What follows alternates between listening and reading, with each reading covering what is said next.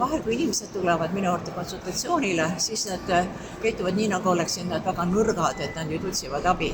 Aga see on tegelikult vastupidi. Inimene, kes tunnistab, et temal võivad olla ka mured, probleemid ja võib-olla ka rõõme, mida jagada või teha küsimusi, läbi rääkida, kuidas edasi minna. Need on kõik tugeva inimese tunnused ja sellepärast ma tõesti julgustan inimesi otsima abi, rääkima ja see abi ei ole mitte nii, et keegi neid abistab, vaid see on vastastikune suhe. Ja kui rääkida oma mure lahti, siis koos on võimalik leida lahendusi, minna edasi ja võib-olla saada ka teada, mis on see tugevus. Inimesed vahel hindavad ennast alla, nüüd ma enam ei jõua, eriti siis kui on kriisiolukord. Aga tegelikult nad ei leia üles seda ressurssi, kuidas edasi minna.